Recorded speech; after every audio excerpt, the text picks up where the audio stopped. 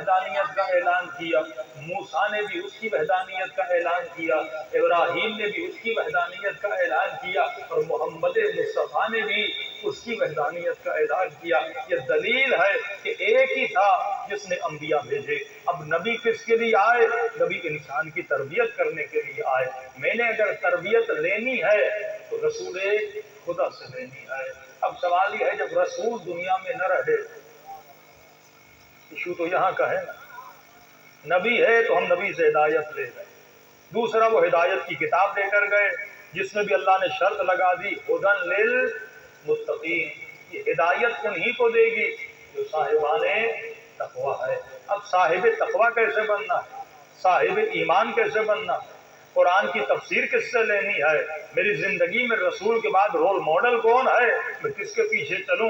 یہاں پہ کنفیوژن ایجاد ہو جاتا ہے۔ ایک بات ذہنوں میں بٹھا دیجیے، خدا عادل ہے، ظالم نہیں ہے۔ وہ بندوں کو ہدایت دینا چاہتا ہے، تو بندوں کو کنفیوز نہیں کرنا چاہتا۔ مولوی آپ کو کنفیوز کر دے گا، خدا کنفیوز نہیں کرے گا۔ خدا کا مقصد ہی ہدایت ہے۔ اب 5 منٹ کے لیے سوچیں گے کہ ہم رسول کے 1400 سال کے بعد پہلے نہ نبی کو دیکھا، نہ اصحاب کو دیکھا، نہ اہل بیت کو دیکھا۔ اب یہ بندہ ایک مسلمان ملک میں پیدا ہوا، جوان ہوا، اس نے کہا بھائی ہدایت کا راستہ کون سا، صراط مستقیم کا راستہ کون سا؟ اب جیسے بڑا ہوا تو پریشان ہو گیا۔ بریلوی نے کہا ادھر آؤ، اہل حدیث نے کہا ادھر آؤ، شیعہ نے کہا ادھر آؤ۔ جوان کنفیوز، جاؤں تو کہاں جاؤں؟ تو یہ بھی نہیں، ادھر آؤ، کہتے تھے یہی حق کا راستہ ہے۔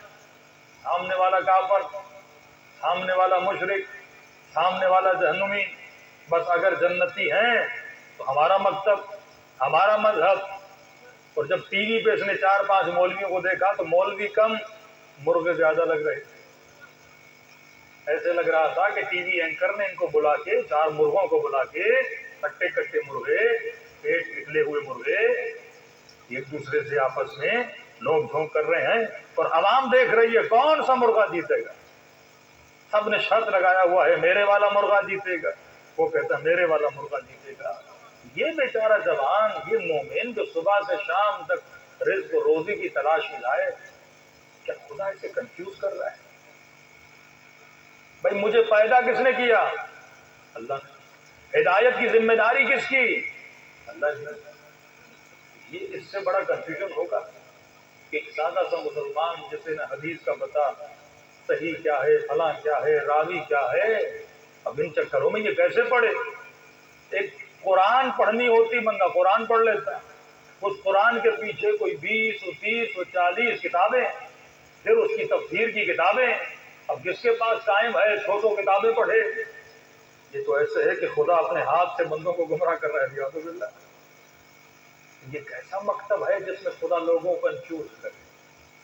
اللہ نے تربیت کے اصول دی، ایک اصول جسے سارے مسلمان مانتے ہیں، چلو سنتی یا اطرتی پہ اختلاف ہے کہ میں تمہارے درمیان 2 چیزیں چھوڑے جا رہا ہوں۔ کہتے ہیں ایک پر تو ہم سب کا ایمان ہے جس کا نام قرآن ہے،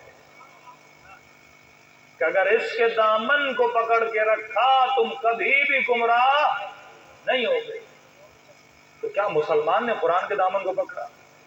دوسری چیز پروردگارا، میں اس کائنات میں پیدا ہوا، مجھے تو خود بتانا مجھے کیا کرنا ہے۔ ایک ہی چیز محکم ہے جس میں رتی برابر شک نہیں ہے، وہ قرآن ہے، جس کے لفظ لفظ پر انسان کا ایمان ہے، اور جو قرآن کے ایک لفظ پر بھی ایمان نہ رکھے بندہ بے ایمان ہو جاتا ہے۔ یہ قرآن ہے، ٹھیک ہے۔ پروردگارا اب تو بتا تو میں ہدایت لوں تو کیسے کروں؟ میں دنیا میں پیدا ہوا، اب تو نے ہی مجھے بتانا ہے نا میں کس راستے پہ چلوں۔ تو نے اپنا تعارف کروانا ہے کہ میرا خدا کون ہے، بندے کی ڈیوٹی کیا ہے، یہ سب کچھ کس نے بتانا ہے؟ خدا نے بتانا ہے۔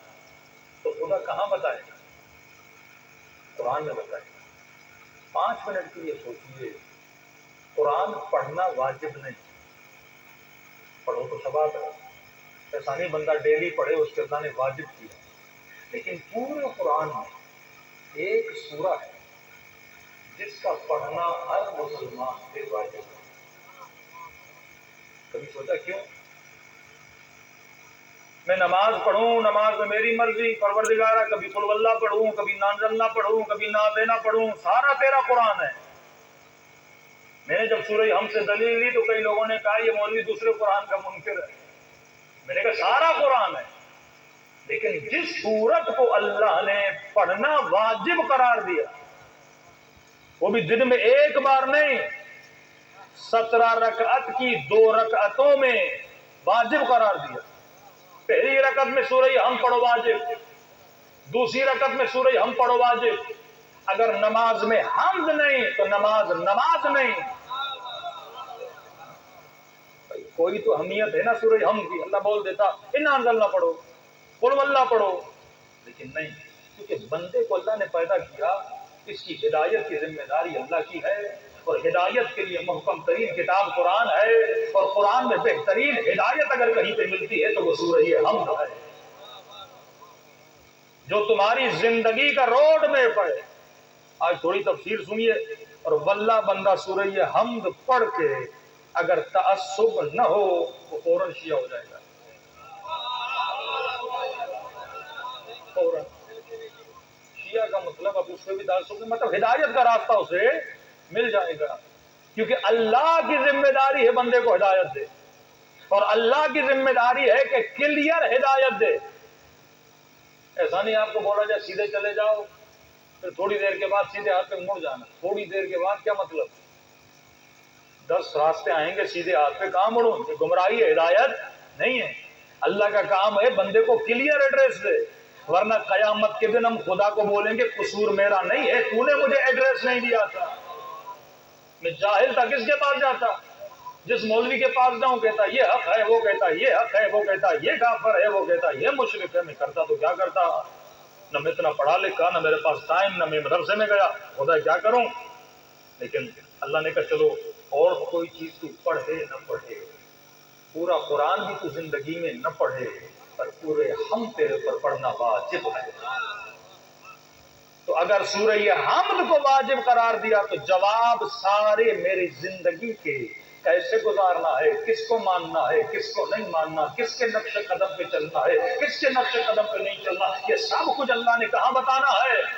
سورہ حمد میں. کیونکہ جس کو واجب قرار دیا نا، آپ کو سمجھ میں نہیں آتا، قرآن کی دوسری صورتیں بھی ہیں، سارا قرآن ہدایت ہے، لیکن ڈیلی بیسس پر جسے واجب قرار دیا. اب بندہ نماز پڑھتا ہے، ذکر رکوع ہے سبحان ربی العظیم و بحمدہ، آپ کی مرضی یہ والا پڑھیں یا آپ کی مرضی کوئی اور پڑھیں، واجب تو نہیں سبحان ربی العظیم و بحمدہ پڑھے. آپ 3 مرتبہ کہیں سبحان اللہ سبحان اللہ سبحان اللہ، ذکر رکوع ہو گیا. سجدے میں بھی اسی طرح بدل سکتے ہو.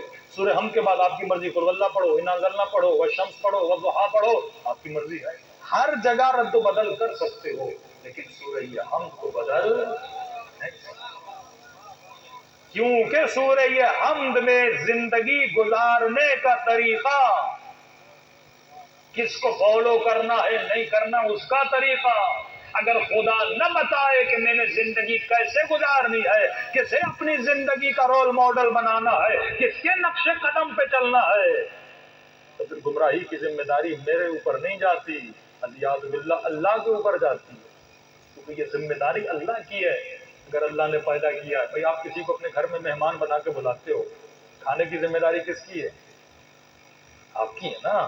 جس کو آپ بلاتے ہو ذمہ داری بھی آپ پہ چلی جاتی ہے. اب سورہ ہم دن میں کئی مرتبہ مسلمان پڑھتا ہے، لیکن شاید ہی مسلمان سورہ ہم سے، مطلب تفسیر سورہ حمد کو پھر کسی اور صورت سے لیتے ہیں. کسی نے کہا آپ کسی اور صورت کو نہیں مانتے، میں نے کہا بات ماننے نہ ماننے کی نہیں ہے، اگر جواب حمد میں نہ ہو پھر تم تلاش کسی اور صورت میں. اللہ نے خط دیا ہے، بھئی یہ خط ہے، یہ میرا پیغام ہے. اب میں اس خط کا جواب پھر کسی اور خط میں ڈھونڈوں جس خط کو پڑھنا میرے اوپر واجب نہیں.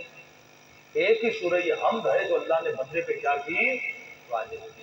اب آئیے تھوڑا سا انسان کی تربیت، زندگی میں کیسے زندگی گزارنی ہے، کس کے پیچھے چلنا ہے، سارا ہم سورہ حمد سے نکالتے ہیں. اب 5 منٹ کے لیے یہ سوچیے آپ نہ شیعہ ہیں نہ سنی ہیں، 5 منٹ کے لیے سوچیے کہ ہم بس انسان ہیں، پیدا ہوئے ہیں، اور اتنا تو ہر کسی کو پتا ہے، بچے کو بھی پتا ہے کہ میرا کوئی نہ کوئی بنانے والا ہے، میرا کوئی نہ کوئی خالق ہے۔ اب چھوٹے بچے کو بولو گے نا بیٹا یہ ٹشو میں صبح اٹھا ٹیبل پہ پڑا ہوا تھا خود بخود بن گیا، تو بچہ بھی بولے گا بابا گدھا کسی اور کو بنا ہوا، ٹشو خود بخود بن گیا، یہ کیسے ممکن ہے؟ تو یہ چیز ایک بچے کو بھی پتا ہے کہ چھوٹے سے چھوٹا ٹشو خود بخود نہیں بن سکتا، تو اتنا بڑا انسان خود بخود کیسے بن سکتا ہے؟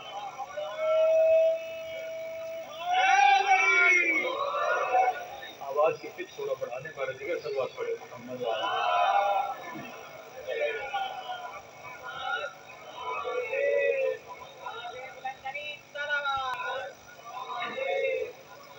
5 منٹ کے لیے سوچئے کہ ہم نہ شیعہ نہ سنی نہ بریلوی کچھ، ہم انسان ہیں، اتنا اللہ نے شعور دیا کہ کوئی نہ کوئی ہمارا بنانے والا، کو اب بند کر دیں بس آواز پڑا دے، کوئی نہ کوئی ہمارا بنانے والا موجود ہے، اتنا ہمیں پتا ہے۔ اور جس نے ہمیں بنایا ہے اس نے ہمارے پاس ایک خط بھیجا، وہ خط ہے سورہ ہم، جس میں وہ بتائے گا کہ میں نے تجھے کیوں بنایا، میں کون ہوں، اور ہم سب کو دنیا میں کیا کرنا ہے۔ اب اتنی بڑی کتاب تو ہر کسی کو ٹائم نہیں پڑھنے کا نا، وہ بھی ضروری ہے کہ خدا پورے قرآن کا خلاصہ ایک صورت میں بتایا، پھر اس کی تشریح و تفسیر پورے قرآن میں بیان ہوتی ہے، لیکن ایک کمپلیٹ خلاصہ، جس خلاصے کو پڑھنا ہر نماز میں واجب، شیعہ سنی بریلوی کوئی ایسا مکتب نہیں جو یہ بولے کہ سورہ حمد نماز میں پڑھنا واجب نہیں۔ ابتدا کرتے ہیں، مطلب ایک لفظ بھی اگر سورہ حمد کا تم نے مس کیا نا نماز، اس کا ہر لفظ پڑھنا واجب ہے۔ بسم اللہ الرحمن الرحیم، ترجمہ سارے سنی کتابوں کا ایک ہی ہے، شروع کرتا ہوں اللہ کے نام سے، اللہ کے نام سے، یہ نہیں کہا شروع کرتا ہوں اللہ سے، دقت کی، یہ نہیں کہا شروع کرتا ہوں اللہ سے، شروع کرتا ہوں اسم اللہ سے، یا شروع کرتا ہوں اسم خدا کی مدد سے۔ اکثر کہتے ہیں نا کہ اللہ کے سوا کسی سے مدد نہیں مانگی جا سکتی، تو یہ جواب اللہ نے یہاں پہ سچی جواب دیا ہے کہ اسم خدا کے نام سے بھی مدد دی جا سکتی ہے۔ اب اللہ کا اسم کون ہے ایک الگ بحث ہے۔ شروع کرتا ہوں اسم اللہ کی مدد سے، مطلب اللہ نے شروع میں ہی اپنا تعارف کروایا۔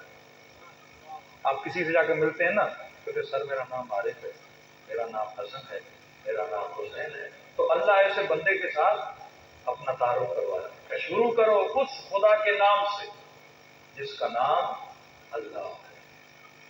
مطلب بندے کو پتا چلا کہ میرا خالق کون ہے، اللہ ہے، اس کا نام اللہ ہے۔ اب اللہ کیسا ہے؟ آپ نے کہا کہ میں ایک بندے سے مل کے آیا جس کا نام علی تھا، جس کا نام غلام تھا، جس کا نام خادم تھا۔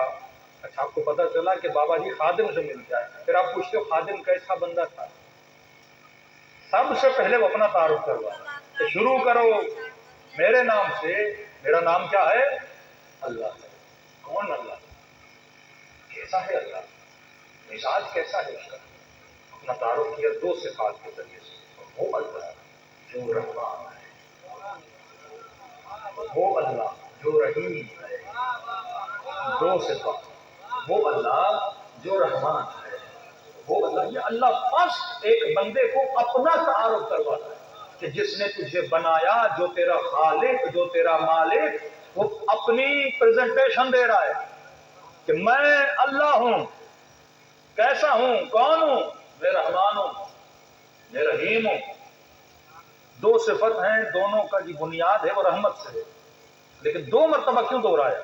میں رحمان ہوں، میں رحیم کا ایک میری رحمت عام ہے، ایک میری رحمت خاص ہے۔ عام رحمت کا مطلب کیا؟ میں نے جس کو پیدا کیا اسے روزی دینا میری ذمہ داری، میں بلا تفریق، یہ جو آکسیجن تم لے رہے ہو یہ بلا تفریق ہے، یہ نہیں کہ شیعہ آکسیجن لے سنی نہ لے، یہ نہیں کافر آکسیجن نہ لے، بت پرست آکسیجن نہ لے، مجھے مانو نہ مانو میں نے بدن دیا ہے، اس بدن کو آکسیجن دینا میری رحمت کی ذمہ داری ہے۔ اب یہ نہیں کہ مثلا کوئی مسلمان گندم کا دانہ ڈالے تو اللہ 100 میں بدل کے دے، اور کوئی یہودی ڈالے کوئی نہیں تیرا دانہ ایک کے بدلے ایک، نہیں، میں نے بندوں کو خلق کیا ہے، جو محنت کرے گا میری زمین سے اتنا رزق پائے گا، اس میں کوئی میری تفریق نہیں ہے۔ ایک میری رحمت عام ہے، اے بادلو جب برسنا، یہ نہیں کہ شیعوں کے گھر پہ برسنا اور دشمن کے گھر پہ نہ برسنا، نہیں، جب برسو تو سب کے اوپر برسو، کیونکہ سب کے سب بندگی کے اعتبار سے میری مخلوق ہے، میری رحمت عام ہے۔ لیکن ایک اشارہ دیا کہ ایک میری رحمت خاص ہے۔ اب یہ خاص رحمت کن کے لیے ہے، یہ خاص رحمت کن پر ہے یہ نہیں بتاتا، بس ایک کچی تعارف دیتا ہے، میں رحمان بھی ہوں رحیم بھی ہوں، ایک میری رحمت عام ہے، ایک رحمت میری خاص ہے، اسپیسیفک میری رحمت ہے جو خاص بندوں پہ آتی ہے۔ وہ کون سے بندے ہیں آگے خود بتائے گا، شروع کرتے ہوئے اللہ کے نام سے جو رحمان ہے جو رحیم ہے۔ اب کیونکہ میں رحمان ہوں میں رحیم ہوں میں تیرے اللہ ہوں، اب بولو الحمدللہ ہے، تمام تعریفیں اللہ کی۔ کیوں اے خدا میں اس کی تعریف کیوں نہ کروں، اپنی تعریف کیوں نہ کروں، پڑوسی کی تعریف کیوں نہ کروں؟ یہ کیوں بولا کہ تمام تعریفیں اللہ کے لیے ہے جو رب ہے؟ تعریف اس لیے ہے کیونکہ میں رب ہوں۔ کس کا رب ہوں؟ عالمین کا رب ہوں، مطلب اس جہاں کا بھی اس جہاں کا بھی میں رب ہوں، اور تعریف میری اس لیے ہے کیونکہ میں رب ہوں۔ رب کا مطلب کیا؟ کہ پوری کائنات کا مینیجر کون ہے؟ میں ہوں۔ کائنات کو مینیج کون کرتا ہے؟ میں کرتا ہوں۔ تیرے بدن کو مینیج کس نے کیا؟ میں نے کیا۔ بادلوں کو مینیج کس نے کیا؟ میں نے کیا۔ جسے بولتے ہیں مدبر الامور، کائنات کی تدبیر کون کرتا ہے؟ رب کرتا ہے، جو عالمین کا رب ہے۔ اس لیے میرے چوتھے امام فرماتے ہیں تعریف اللہ کی کیا مطلب؟ فرمایا جب آئینے میں اپنا چہرہ دیکھو تو اپنے چہرے کی تعریف نہ کرنا، تمام تعریفیں جس نے اس چہرے کو حسن دیا۔ دریاؤں کو دیکھو، چڑیاؤں